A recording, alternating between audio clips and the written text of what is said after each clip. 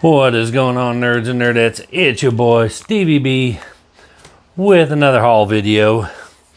I know, back to back, they're coming out quick now, but Midtown was on the ball this week, and they got my shit to me on time. I keep blaming Midtown. I keep blaming Midtown, but the honest to God fact is that it's not Midtown. Midtown ships my shit out the same day every time. It's my local post office. It sits on my shit longer than they should. But this is going to be just pretty much strictly Midtown stuff because I went ahead and Sunday and posted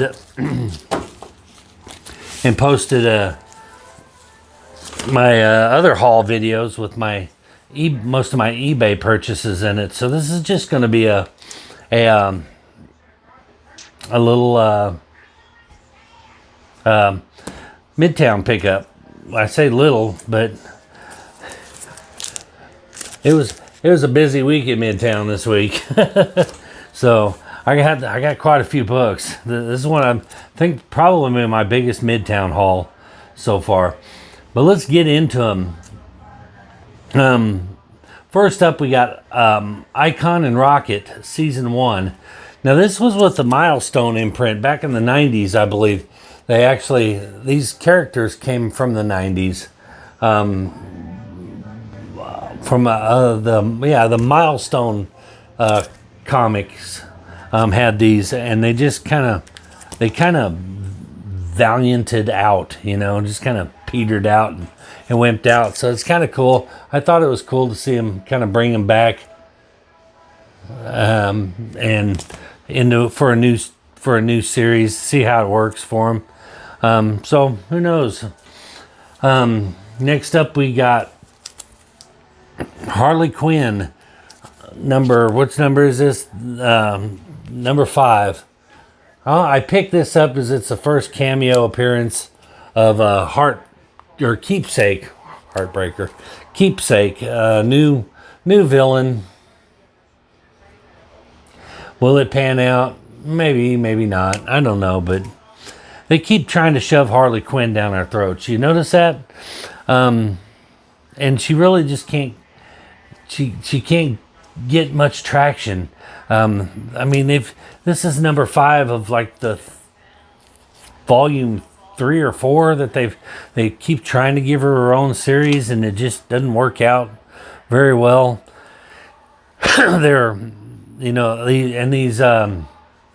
These Suicide Squad movies are not helping. I'm sorry, they're not helping. There was a debate in the private chat today. Kind of Squatchy is under the impression that King Shark is the savior of the DC universe. That he is the new Baby Yoda. He's going to be the. Now, will he be the most popular character on there? Possibly, but is that saying a whole lot? Not really. As far as the savior of the DC universe goes, most definitely not. I think it's a corny character. It's too cartoonish. It deserves to be on a Saturday morning kids cartoon show, not in a R-rated dramatic comic book movie. Speaking of R-rated, next up I've got Spec Book, another Image Comics Spec Book, and this is Mirka Andolfo's new series called Sweet Paprika. I'm gonna be honest with you. This is not a blank cover.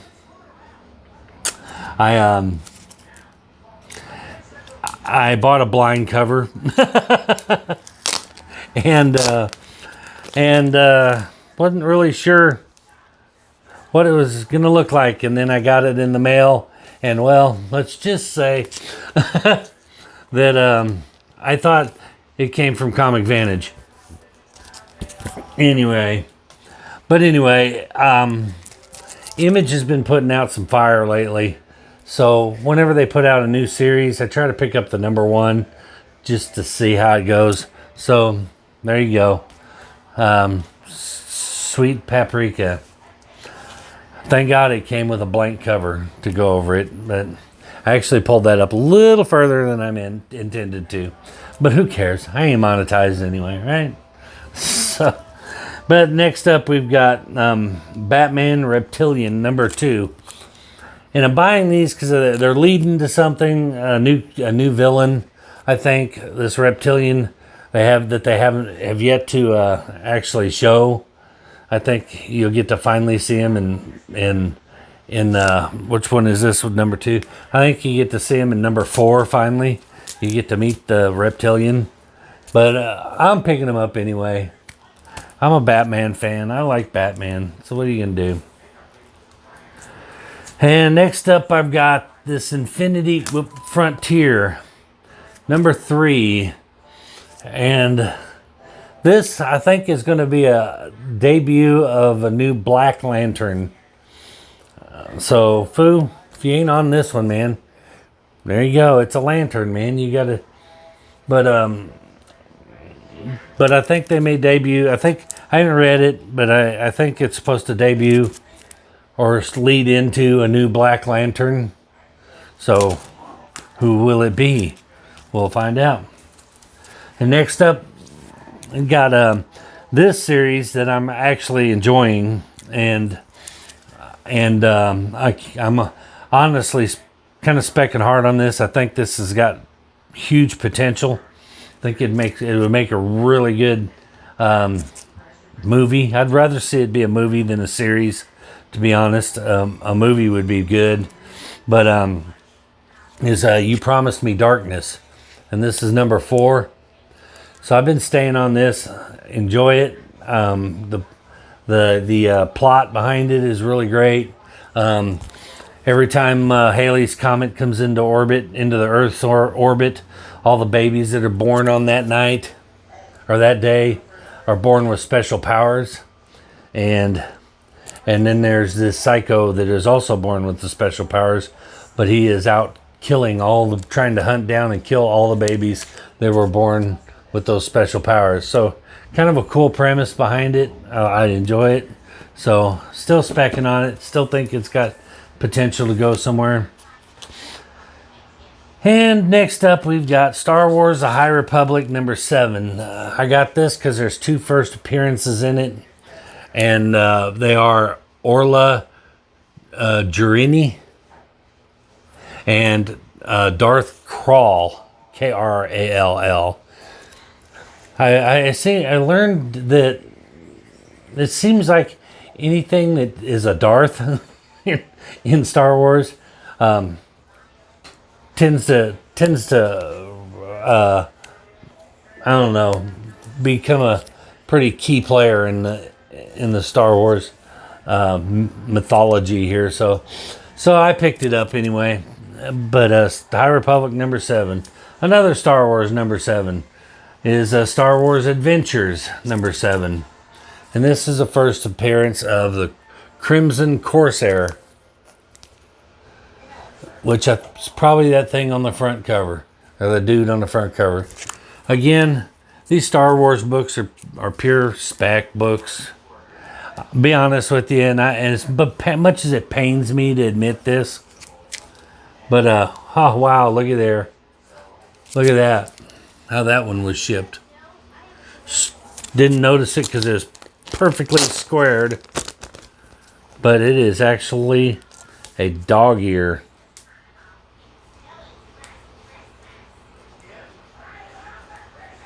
Wow. But it was actually dog-eared in the corner a little bit. Alright, well, so there you are.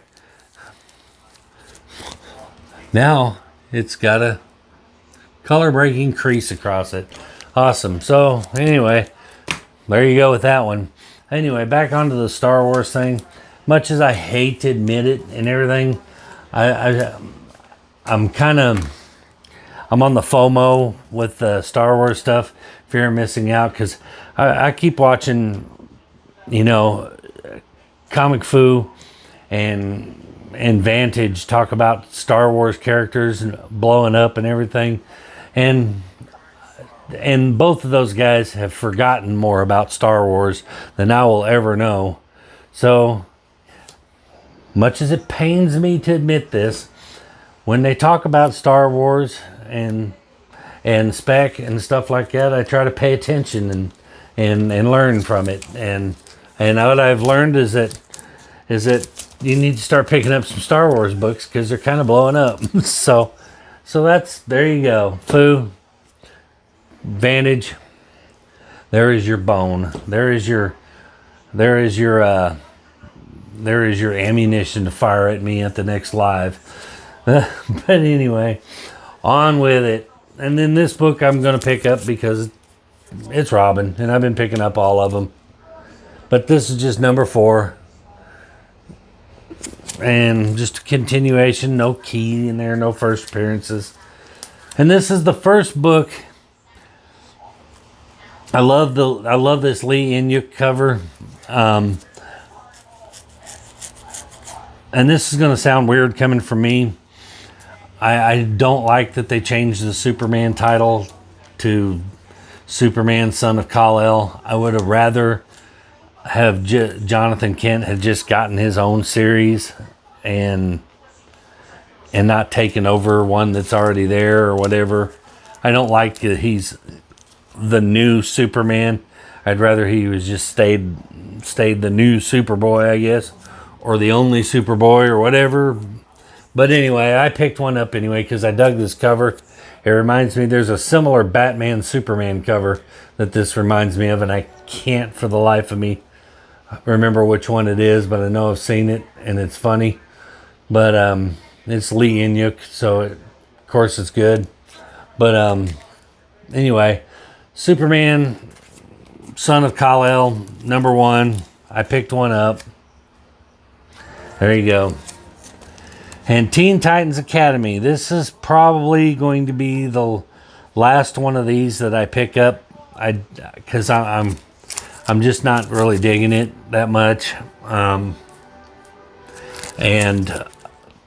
I gave it a chance. I like to give them 5 issues chance, but it's just Teen Titans Academy. I'm not digging it. I think the Red X is a cool character, and I think they need to keep it in the DCU or the DC universe, comic universe. But I'm just not digging the rest of it. And this is the origin of a couple of them in there. I can't remember. Be honest. I think it's not the greatest. I'm not really feeling it that much. But anyway, next up is number 2 in another spec book from Dark Horse. And this is Parasomnia, number 2. I have not read the first one yet, I will admit. But so I don't know. I'm not sure on this one yet where it's going or if I'm going to like it. But anyway, I picked up the second one. Like I said, I'm probably pick up the first 5 or whatever. And then next, I was kind of stoked to see this one, honestly, because I was a huge fan of the movie growing up. And it's been a family tradition to watch this movie. And it is the only holiday movie that I actually like. All the other holiday movies I'm so sick to death of, I just can't anymore. All those claymation Christmas movies and stuff, I just can't. This one was so original and so well done, and it's like no other holiday movie you ever watched. And I'm talking about Tim Burton's The Nightmare Before Christmas. And it has got from Tokyo Pop Comics, and it's got its own new comic called Mirror Moon, but Jack Skellington on the front. But I was excited to see that, so I'm happy to get this.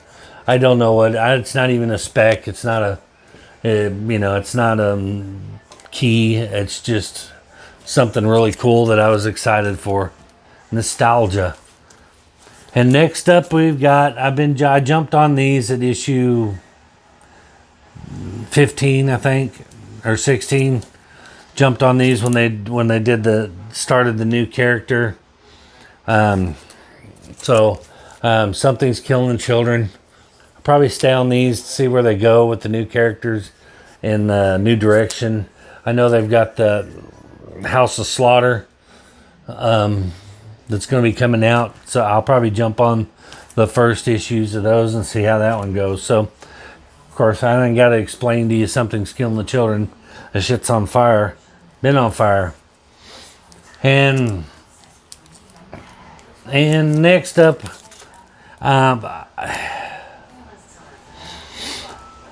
I think these are going to be popular because of the retro style of them. People are going to dig the retro stuff and how the covers are done.